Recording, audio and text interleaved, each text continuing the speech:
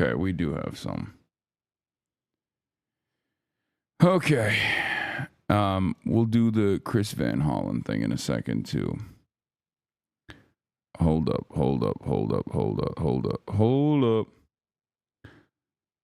I got you, RCP into. You got to get buddies. Did Pot Save America take dark money? Oh my God, I hate that this story is like still.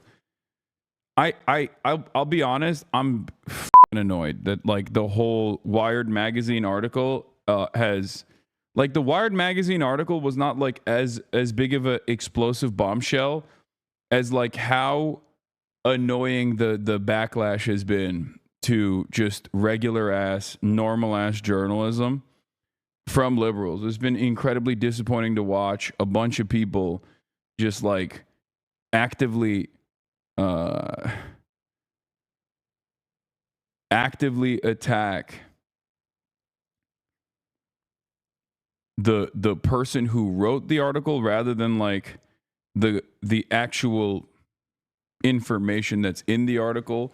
Like people have figured out that you don't have to say fake news to Wired magazine, which you like, right? If you're a liberal, you like Wired magazine, you respect their reporting, but instead of like attacking Wired magazine or coming across like you're saying fake news in the same way that like MAGA does when there's an article that they don't appreciate, you can just simply say, well, the journalist is bad. And it's just like the major flaws here. And even in my community, there's been like people that are yelling at me on TikTok too to be like, this is debunked. And it's like, it's not. None of the debunking. Like, see, there's still people saying it's been debunked. It's not fucking debunked, man. I don't think you guys understand what words mean. It's been deeply frustrating because I feel like a failure that I haven't been able to educate people on like media literacy at all. You can't just like say an article is debunked and then be done with it. Okay, the only debunking that people point to is from a leftist content creator who's a part of Chorus, who basically just openly showed pieces of the contract and simply said, oh, but they don't follow through on it. Like, it's chill. The contract in and of itself is shown in those debunking videos. And the contract actually proves the actual article. Like the reporting is clear. There is not a debunking at all.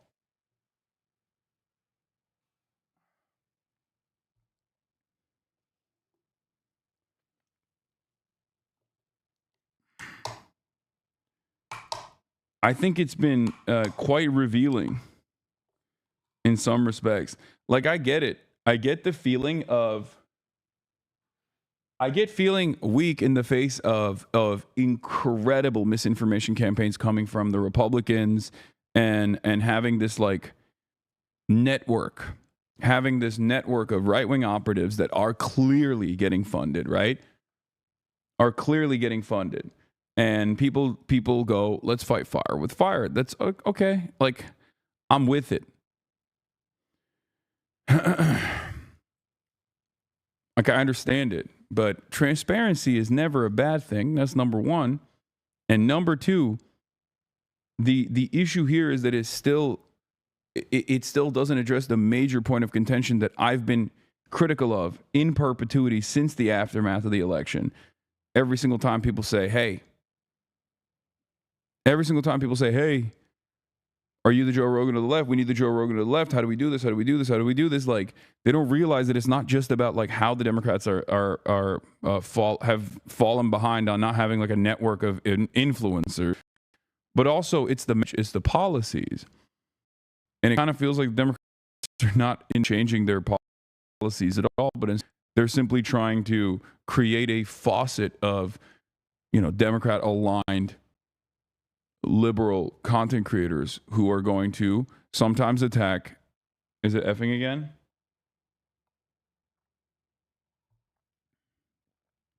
It's just a mini stutter. It happens every now and then. Calm down. Like, we need Bro, even me and nobody got shit on for it because I posted the headline on my IG and one of those creators attacked me in the journal saying I was spreading misinfo and the article was bogus and the people were suing. Like, okay, buddy.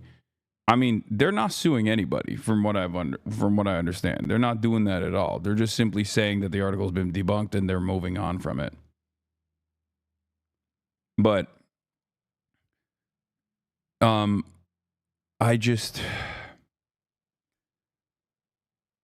are you cosplaying as a gay mechanic? Yeah.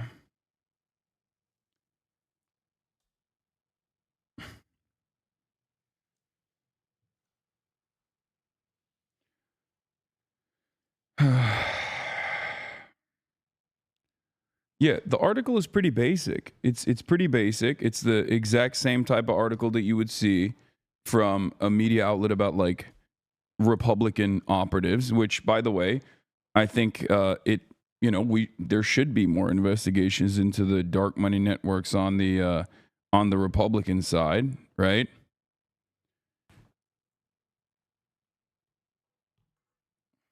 And there are. But it's crazy that people have just instead of attacking the actual claims being made, or not even the claims, but like tackling the new information,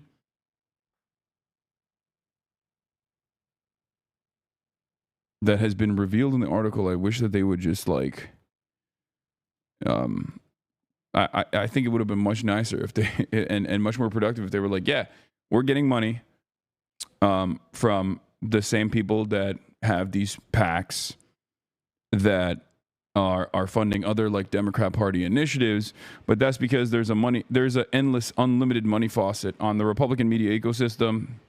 That's the reason why we're doing it, and we should be more transparent about it. We should be more transparent about the funding sources, but overall, these contracts were a little bit too rigid, and we're not going to follow through on that.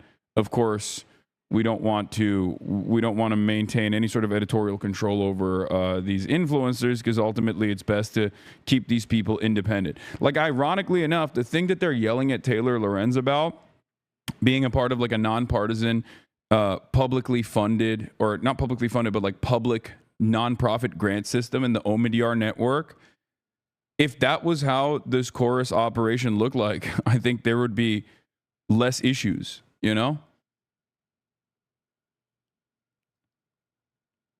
Like the two major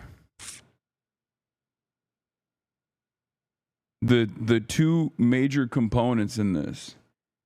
The two major components in this that are frustrating is like, one, like the level of control that these contracts have over content creators, even if unenforced. The very fact that they have this contractual these lines written into the contract is just like completely ridiculous. Okay.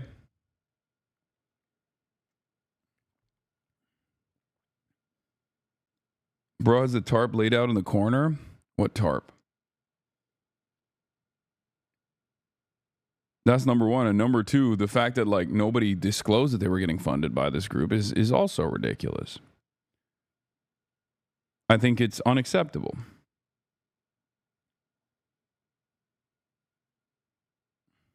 Like,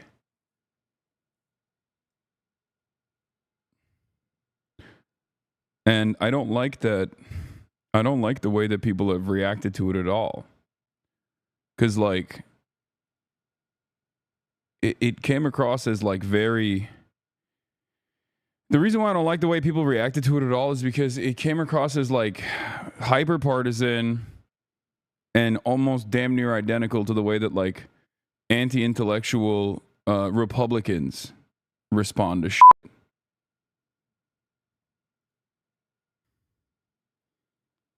Like it was somewhat reactionary.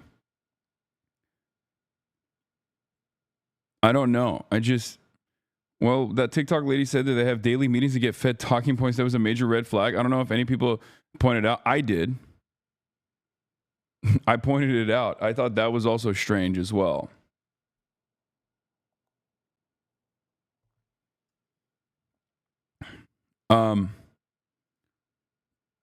Yeah, and Jasmine Crockett also responded to it as well. Jasmine Crockett is right. We're done amplifying the false and misleading wire story. Let's get back to work. This just means that y'all are becoming more effective than they'd like for y'all to be. Keep pushing and stop amplifying her bootleg story. Jasmine Crockett for US just waiting on my story to defend the influencers who did not disclose the dark money funding. The funny thing about this, says Zana, this whole thing is that the actual story itself is pretty unsurprising. Run-of-the-mill dark money politicking, but the reactions to it from those implicated in it make the whole story much, much worse. Yeah. It's crazy. I don't know. I just think that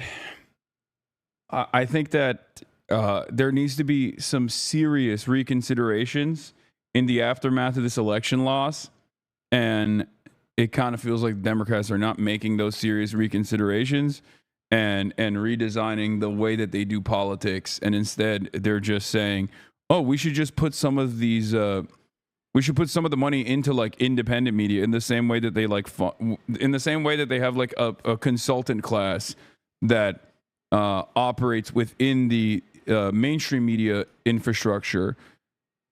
People that go on MSNBC, CNN, and all those other panels, they thought, it'd be better if we just like funded some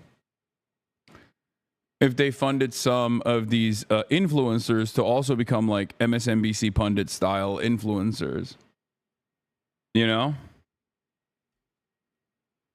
smoking on that Ahmed El Rawai pack with Asman. That's so funny, dude. Yeah, you're right.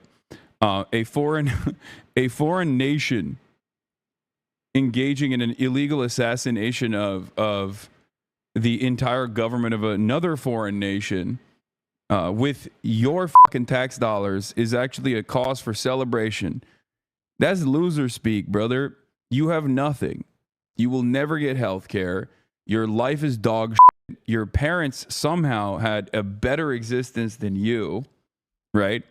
And your material conditions are deteriorating in real time, and like a fucking fly to shit, you just gravitate towards like all of these different unlimited violence moments from sometimes the United States of America and other times not even the US, but like US's number one ally in the region, number one asset in the region, Israel. And you're like, well, at least if we don't have anything else, at least, Israel's being violent to other countries. Sick. Sick.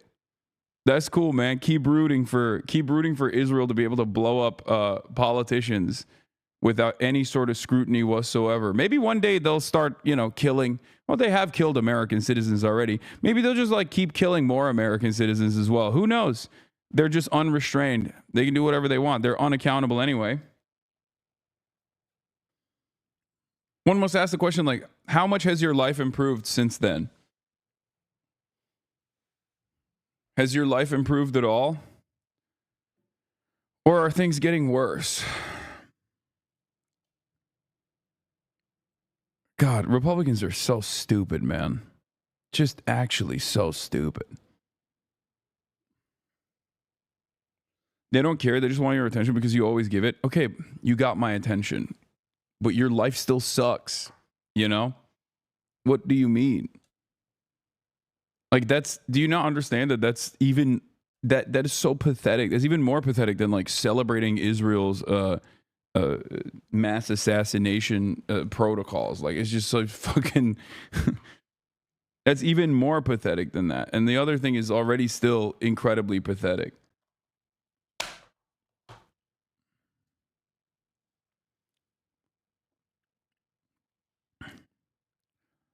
What is this? Better example lately of the depths of the literacy and comprehension crisis we are in than the responses that I have seen to this article. The kids can't read and the adults cannot comprehend what it is they are reading. That is, if they even read this article in its entirety. That's true. This article, depending on how quickly you read, is about a 4 to 8 minute long read. What the hell? Did I just lose internet?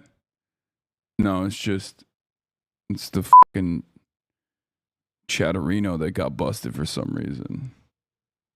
Or wait, no, did I lose internet? What's happening? What's going on? For now, Michigan internet is better than LA internet. I don't know about that. I'm gonna be honest with you. I don't think that's the case. Okay. I've been all around.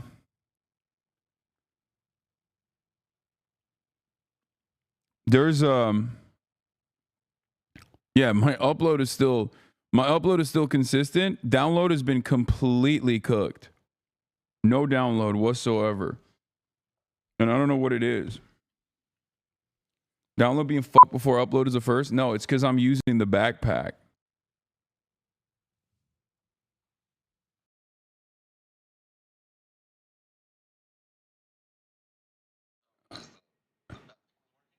What?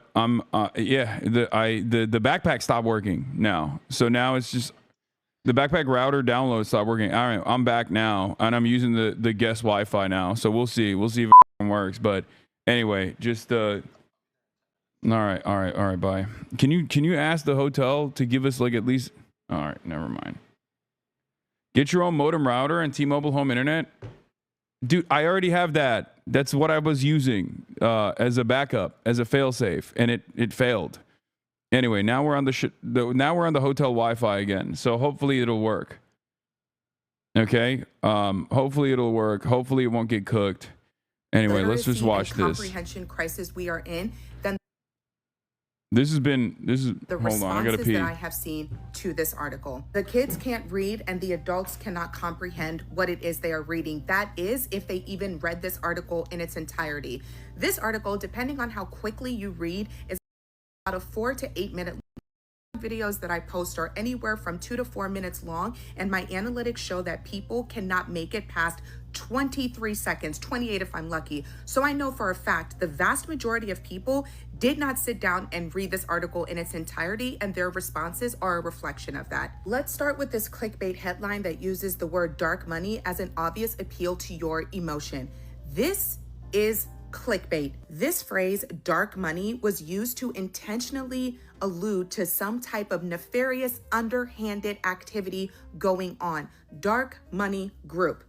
Focus on that. Let's go look at quickly what dark money actually is. You're an adult, you can read. Actually, let me just read it to you. Funds raised for the purpose of influencing elections by nonprofit organizations that are not required to disclose the identities of their donors. Taylor knows the organization she's talking about. Chorus and the 1630. She could have easily put that in the headlines. Chorus and the 1630 are secretly funding high-profile Democratic influencers, which we'll get into the rest of this. She could have put that in the headline. However, she knew dark money would be a clickbait headline to get you to click on the article. Wait, what? But that is what it is. Wait, what the hell? I thought this person was like making a reasonable criticism. 1630 is dark money. That's what it is. The 1630 fund is literally dark money.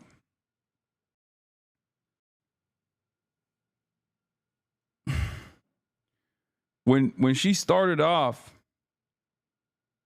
with the whole like there's no media literacy anymore. It's really frustrating. We're in a crisis where people cannot think critically. I was like, all right, she's gonna cook. Because you do not know something exists does not mean it is kept from you. The sheer magnitude of information that is out there, readily available at your fingertips, but some of y'all do not take the time, care, or energy to go out and research. The depths of all of that could fill an ocean. Several, in fact. Let's move on to the byline. All they have to do is keep it secret and agree to restrictions on their content.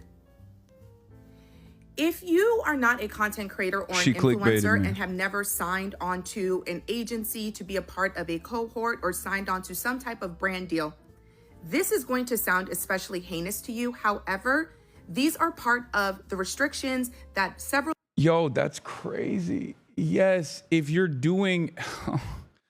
Yes, for example, as someone who gets sponsorships from video game companies, there is a level of editorial control, but it's completely public. You have to say hashtag ad. You have to disclose that you're sponsored. by the company that's sponsoring you. When it comes to political advocacy, it's in a murky territory, so there's no legal obligation. Okay? That's number one. Number two, in terms of political advocacy being sponsored, I already have a issue with that in any case. Like I think that's like across the board, I have an issue with that regardless. Okay?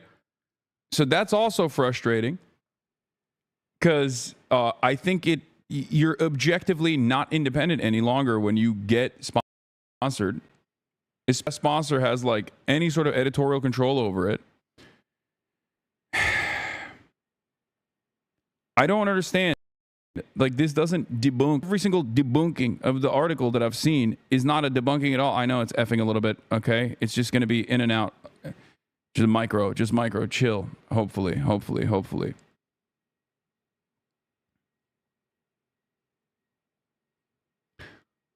What I don't understand is like these people are not even getting paid. Half of the people that are criticizing the article are not even getting paid by Chorus or 1630 or any of these other like subsidiaries, or maybe they are. I don't know, but like they're. I don't understand why influencers are defending a structure. Like political commentators or people who want to become political commentators are defending the structure of non-disclosure agreements that are designed for political advocacy. I feel like that is really bad. Okay? It's especially bad because next week when there's another investigative reporting piece that comes out on the Republican side, because this is an identical design to how they operate, how are you going to come out and be like, wow, this is really fucked up. Look at these guys. They're grifters.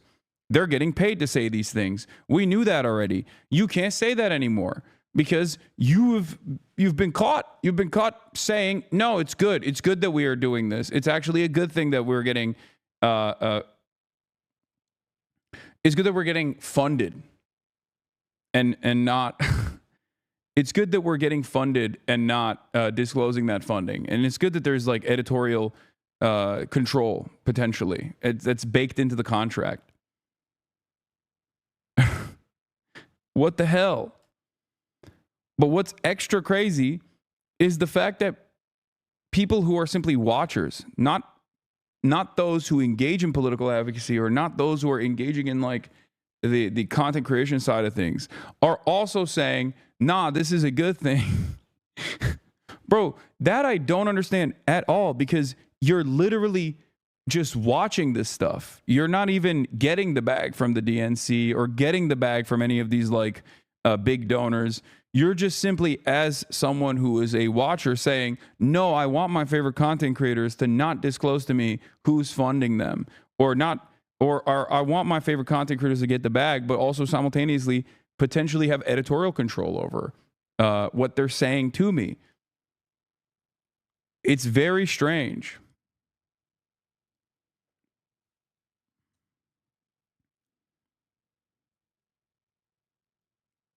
Like it's extra strange. It's extra strange when it's actually a watcher who says, no, this is a good thing. Us when we sign on to do certain things, there are restrictions and requirements in those clauses as part of being a part of that brand deal. This is not nefarious. This is what plenty of you also sign on to as it pertains to your job. In the article, she name drops several influencers repeatedly. However, she never once disclosed who in particular these specific influencers are who even signed onto this contract. She references a group chat that these influencers were on who were reached out to by Chorus, but it was never disclosed in the entire article who actually signed on to be a part of Chorus. She is floating the names of all of these influencers without providing you a single shred of evidence that any of them are a part of the Chorus network or the 1630 network. In this article, she says the faces of several well-known influencers were featured prominently on the Chorus website beneath the giant donate button. Who, Taylor? Journalism, accurate journalism, good journalism, journalism with a level of integrity would have included either a screenshot of these influencers or their names. She includes neither, but instead... Wait, what? It's so... Like, good journalism would...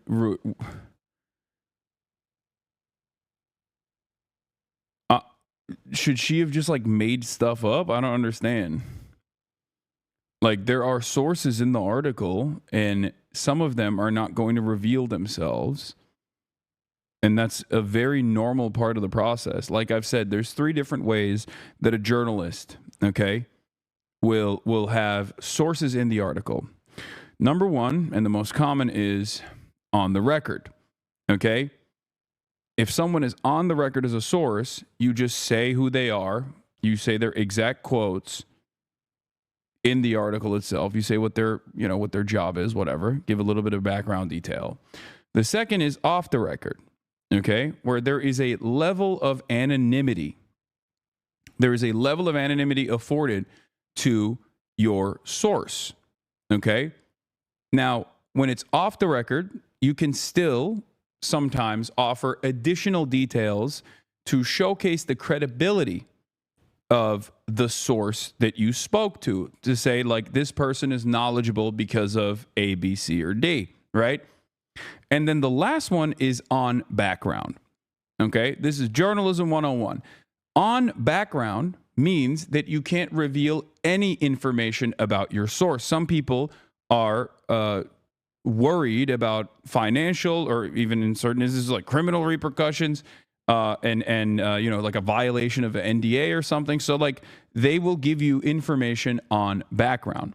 Now, on background information is important because it's important for the verification process. Okay, it's important for the verification process. So it gives you additional information about the story that you're writing.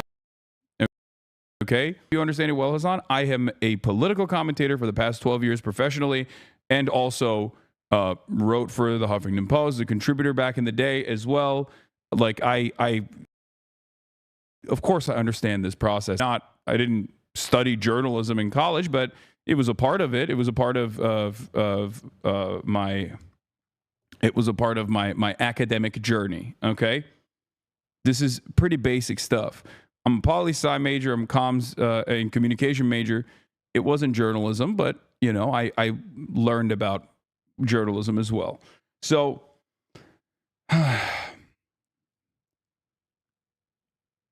so that's it.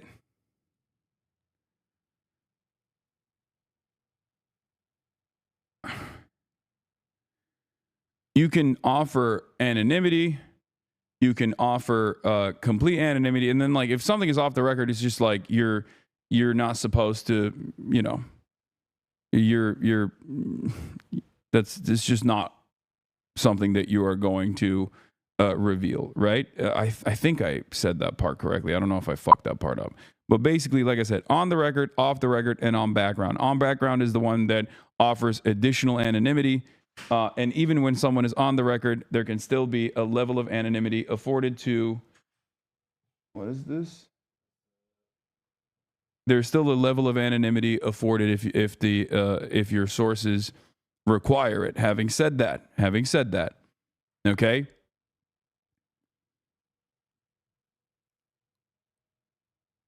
All of that is still privately investigated in a regular news outlet by the editorial team and fact checkers, and even sometimes the legal team. Okay? So it's not just like someone writing fake bull in an article, because otherwise then this outlet would lose their credibility. Okay? This outlet would lose their credibility. They could potentially get sued. There are major repercussions for just like faking information. You kind of, it's no longer connected to that, so you can pull it out.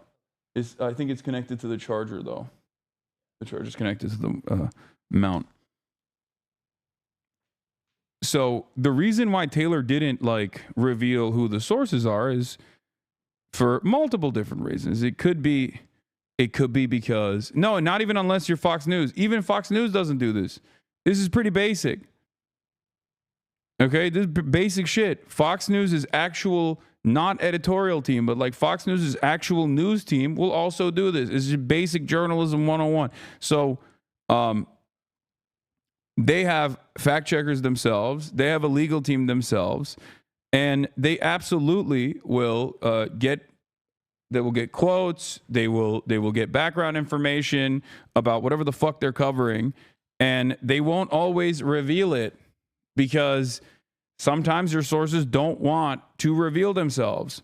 Sometimes your sources don't want to reveal even what their job is, right? So on background is even different than like an anonymous on the record quote. On background means you're just getting additional information to put the story together without revealing anything about your sources, even though that information will be sent to the editorial team. That information will be sent to the fact checkers. So it is on them to ensure the veracity of the information that is presented. So it doesn't make any sense for her to be like, why aren't you revealing who these people are? Again, appeals to your emotion by allowing you to think that the people she named earlier that she referenced in a private group chat signed on to Chorus and the 1630, but has provided zero evidence. She only brings up one person, and the person she addresses is not even on their website. She asked for her image and her name to be removed and no longer used on fundraising purposes. If this was such a secret, nefarious, dark money organization, why is all of the information about them available? Why can you hop online? Does she not know what dark money is? I don't think she understands what this word means. Okay? Let's explain something. A dark money organization can still, it's still a public organization that you know exists, like super PACs, for example. Okay? The part of it that makes it dark money is that the funders are not disclosed, like the actual major donors are not disclosed. So once again, this is relying on the audience that's receiving this information, not knowing the difference, and therefore, go back. She describes what she thinks it is. Yeah, that's not saying 1630 Fund is a dark money organization is not incorrect. Okay? Here, let's go to open secrets. This is basic stuff, all right? Dark money refers to spending meant to influence political outcomes where the source of the money is not disclosed. Okay? Dark money makes actions. PACs, politically active nonprofits such as 501c4s, are generally under no legal obligation to disclose their donors, even if they spend to influence elections. When they choose not to reveal their considered dark money groups. Okay? She read this, bro. Okay. I don't understand why she is just like saying like, this is not a dark money. This is out and about. You can know what the name of the PAC is. You can know what their political advocacy looks like, but you just still don't know who's funding. Opaque nonprofits and shell companies may give unlimited amounts of money to super PACs. While super PACs are legally required to disclose their donors, some of these groups are effectively dark money outlets when the bulk of their funding cannot be traced back to the original donor. That's it. That's it.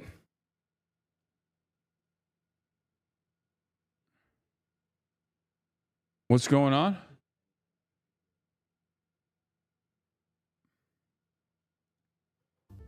And find all of this information that she is in the article. Let's go back to her byline.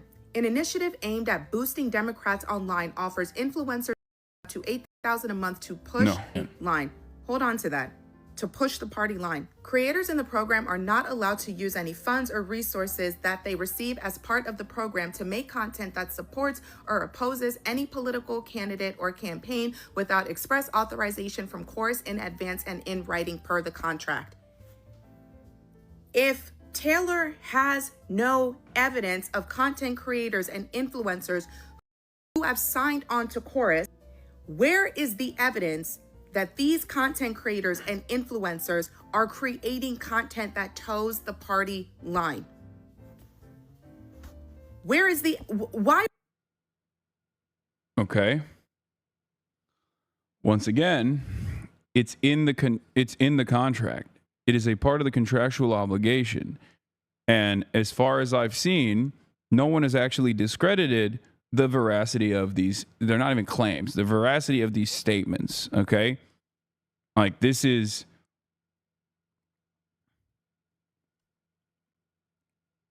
Like that's not. That is just reading the contract, and then instead of just like uploading the contract itself, because in many circumstances, I mean, you don't do that. You don't just like that's not journalism, right? Journalism isn't WikiLeaks. I mean, WikiLeaks is journalism, but like journalism isn't always just done like WikiLeaks, where you find this evidence or you find this like legal contract and you just like upload it in full. Okay? Journalism is reading the contract, making sure that it's actually a real contract by going to other sources and then figuring out if they've had similar contracts that look exactly like this one, taking it to your editorial team, taking it to your fact checkers, having them go through it, having your legal team go through it, and then writing about the most interesting parts about the contract in the article itself.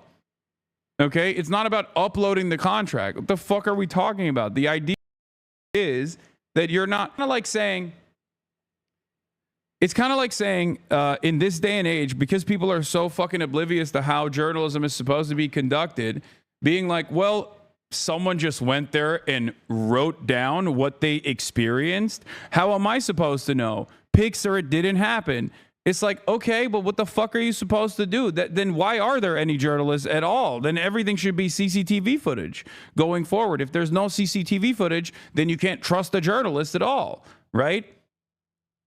Well, I haven't seen the proof, so I don't believe it. Okay, but the entire purpose of mainstream media outlets is that they're supposed to be accountable to the public. They're supposed to abide by certain codes of conduct so that you can trust the actual outlet. So you can trust the veracity of their reporting, the accuracy of their reporting. I basically described all of this shit when even talking about the New York Times the first time I looked at this video. And it's so crazy that people just simply said this was a debunked article and Hasan is fucking stupid for just reading it without exercising any scrutiny whatsoever towards this thing.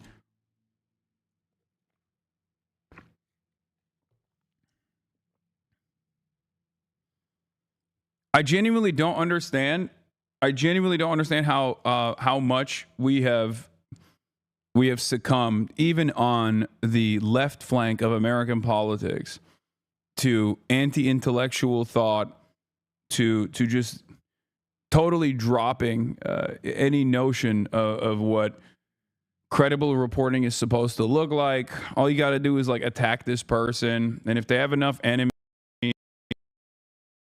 if they're, you know, if they have a decent amount of enemies, you can like very easily do so. You didn't critique it because Taylor is your stand and you want the ego stroke according to the left. Yeah, that's psychotic. There are plenty of journalists that uncover information about shit that I think is worthy for the public to know. Matthew Petty is a great example of this. Like, I mean, he wrote for Reason magazine, right? That's a libertarian magazine, but he uncovered alongside Brace Belden and some other people these emails between Jeffrey Epstein and like former Prime Minister of Israel Ehud Barak. These were hacked emails. They revealed it and they talked about it. And I don't agree with Matthew Petty's worldview, but it doesn't fucking change my mind about the accuracy of his reporting, right? It's so stupid. I'm standing on the principles that I abide by, the principles that I believe. Here, Emma's right. Wired has been one of the most reputable outlets in 2025, breaking major stories about Doge. Oh shit! Oh, it's upside down too. The moment. Oh no. Oh, fuck. Okay, we gotta swap it. Shit. God damn it, dude. What the fuck's going on? My life is in shambles currently, chat. I'm not gonna lie, it is not good. Yeah. One of the coffees that I had just fucking fell and flipped. I don't even know how that's possible. No, not yet. Hold on. I'm gonna flip it right now. Okay, you can take it now. Anyway, yeah, Wired has been one of the most reputable outlets in 2025, breaking major stories about Doge, finding metadata showing the Epstein cell video was edited, etc. They have editors and likely lawyers that consult before publication. Gonna need a better excuse than fake news. And that's exactly in the beginning. But it almost feels like, oh shit, is it effing? It almost feels like we're in this like different time now. Where that is all it takes. Like fake news is all it takes, especially if you like these guys, or you're just motivated by the fears that that Republicans are doing worse.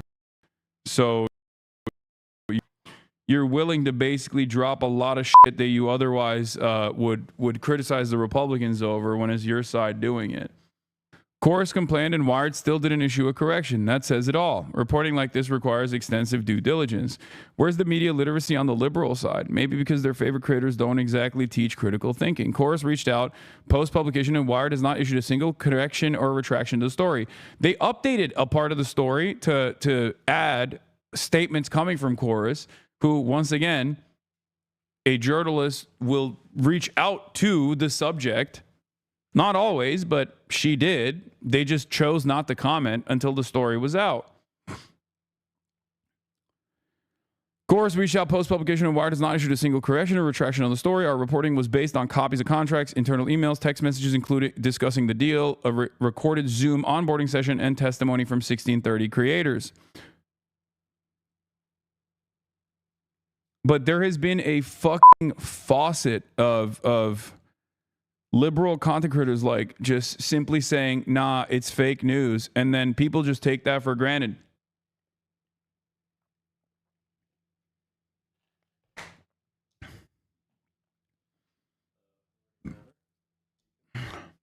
Oh, thank you. And it's crazy. It's crazy that they, like, there's people that think that that's a retraction, which it's not. Right? So that was annoying to watch people say as well. Like a retraction is something different, and retractions do happen. Like it's a part of the process. You know what I mean?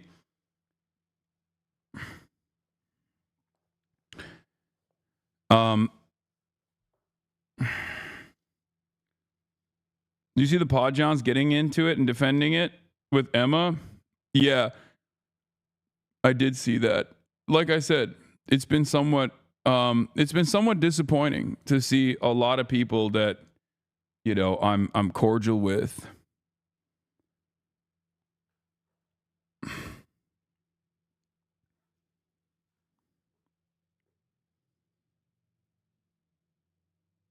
And it almost feels like some of these defenses kind of prove the issue with like dark money funding in political influence campaigns, because like they just are straight up defending on principle why this exists and why it's a good thing, and muddying the waters in terms of the